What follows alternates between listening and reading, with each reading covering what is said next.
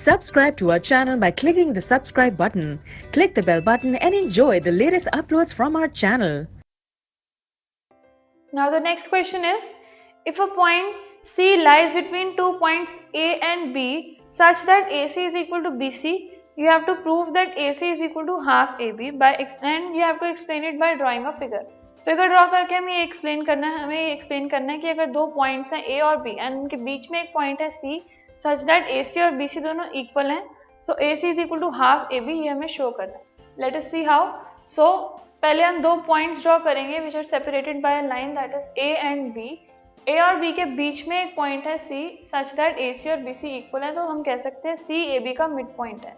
सो जो हमें गिवन एक कंडीशन जो है हमारे पास वो है AC is equal to BC. So जो दो पॉइंट्स है A एंड B, उसका जो मिड पॉइंट है वो है C. सो अगर इन दोनों साइड्स पे, लेफ्ट हैंड साइड पर भी एंड राइट हैंड साइड पे भी मैं AC ऐड कर दूं, AC जो हमारी लेफ्ट हैंड साइड है उसमें भी एंड BC जो राइट हैंड साइड है उसमें भी, दोनों में अगर हम AC ऐड करते हैं, so we have AC plus AC which is equal to BC plus AC. अब अगर आप फिगर में देखें, so AC plus AC is equal to twice of AC. दो AC अगर हम ऐड करेंगे, so will get twice AC and BC plus AC from the figure you can see it is equal to AB. So AC is equal to half of AB, hence it is proved.